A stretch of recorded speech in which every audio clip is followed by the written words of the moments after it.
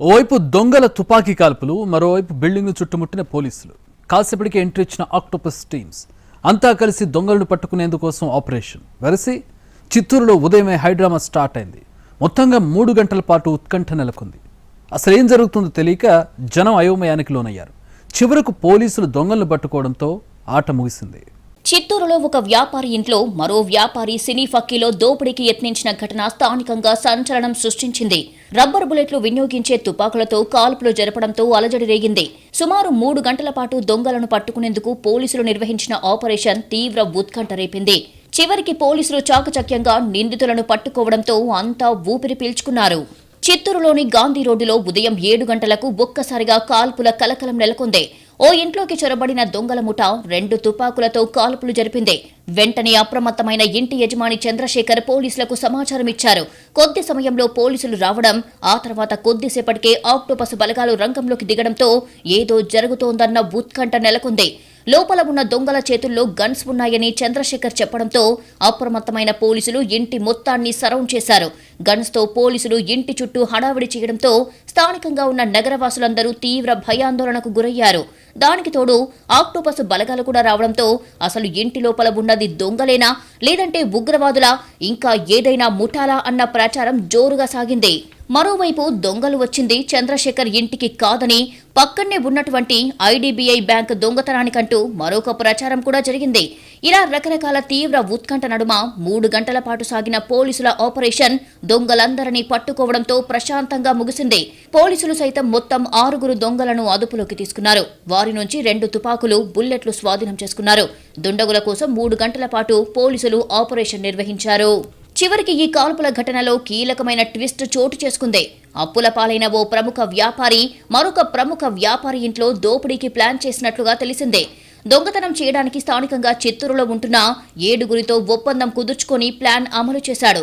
కర్నూలు జిల్లాకు చెందిన సుబ్రహ్మణ్యం చిత్తూరులో ఎస్ఎల్వి ఫర్నిచర్ షోరూం నిర్వహిస్తూ అప్పుల పాలయ్యాడు.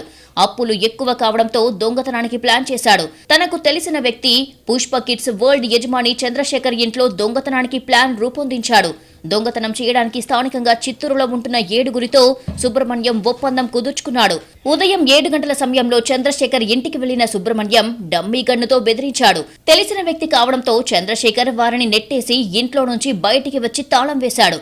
వెంటనే పోలీసులకు సమాచారం ఇచ్చాడు. అప్రమత్తమైన పోలీసులు చంద్రశేఖర్ ఇంటిని చుట్టుముట్టారు. 3 గంటల పాటు ఆపరేషన్ నిర్వహించారు.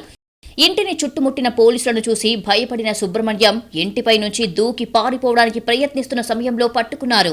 మిగిలిన 4 దొంగలను అక్కడికక్కడే అదుపులోకి తీసుకున్నారు. అయితే మరొక దొంగ మాత్రం పోలీసుల కళ్లు గప్పి పరారయ్యాడు. అతన్ని చిత్తూరు శివారు ప్రాంతంలో పోలీసులు చేసి మరీ పట్టుకున్నారు. దొంగల ముఠాలో 3 అనంతపురం, 2 నంద్యాల, ఒకరిని చిత్తూరుకు చెందిన వారిగా గుర్తించారు. రబ్బర్ బుల్లెట్లు వినియోగించే తుపాకులతో ఇంట్లో దోపిడీకి యత్నించారు. ఈ ఘటనలో యజమాని చంద్రశేఖర్ కు స్వల్ప గాయాలయ్యాయి. ఒక 6 వ్యక్తులు స్లోగా జనరల్ కామన్ పీపుల్ లోపలికి వెళ్లారు. వాళ్ళ దగ్గర ఏదైనా ఉంటే ఇంట్లో దొంగతనం చేయాలని ఉద్దేశంతో పోయారు. వాళ్ళు లేవడము, పబ్లిక్ అలర్ట్ అవడము, ఆ ఇంట్లో వాళ్ళు లేచి వెంటనే బయట నుంచి వచ్చి ఇక్కడ పై నుంచి దొంగలు అనడము, వెంటనే నా నెంబర్ కాల్ రావడము, సిఐ కూడా నాకు చేసిన వెంటనే 10-15 నిమిషాలు రీచ్ అయ్యడం. దగ్గరలో ఇక్కడే పక్కన పోలీసుని, ఇక్కడున్న 1 టౌన్ 2 టౌన్ బీట్స్, మిగిలిన ఆర్మ్డ్ ఫోర్సెస్, ఎస్పీ సార్ కూడా చాలా ఫాస్ట్ గా రియాక్ట్ అయ్యి రావడం. వెంటనే వాళ్ళందరినీ లైవ్ లో మేమే పట్టుకోవడం జరిగింది. పబ్లిక్ కూడా చాలా గ్రేట్ గా సపోర్ట్ చేశారు. నిజంగా వాళ్ళని అభినందనీయం. వాళ్ళ సపోర్ట్ తో పోలీసు కూడా వెపన్స్ ఉన్నా కూడా అలాగే దూరి పట్టుకోవడం జరిగింది. అయితే తన ఇంట్లోకి దొంగతనానికి వచ్చిన వాళ్లు ఎవరో తనకు తెలియదన్నారు ఇంటి యజమాని చంద్రశేఖర్. ఉదయాన్నే 6 వ్యక్తులు ఇంట్లోకి వచ్చి గన్తో తన భార్యను, కుమారుణ్ణి బెదిరిస్తూ డబ్బులు ఇవ్వాలని డిమాండ్ చేశారని తెలిపారు. ఆ సమయంలో తాను వారిని తోసివేసి ఇంటి నుంచి బయటికి వచ్చి పోలీసులకు సమాచారం ఇచ్చారన్నారు. వచ్చిన వారిని నేరుగా చూస్తే గానీ తాను గుర్తుపట్టలేనని తెలిపారు. అంటే డబ్బు, గోల్డ్ అన్ని తెచ్చి బ్యాగ్లో వేయండి అన్నారు. చెప్పినాను. మా నాన్నగారు కింద పోలీసు వాళ్ళు ఉన్నారు, పోలీసు అనేసి కొంచెం గట్టిగా అరియడంతో ఆయన మీద దాడి చేయడం, మా నాన్నగారు కొద్దిగా తోయడము ఇలా చేసి ఆయన అరుస్తా ఉంటే ఆయన్ని 5 ఆయన దగ్గరికి వెళ్ళిపోయినారు.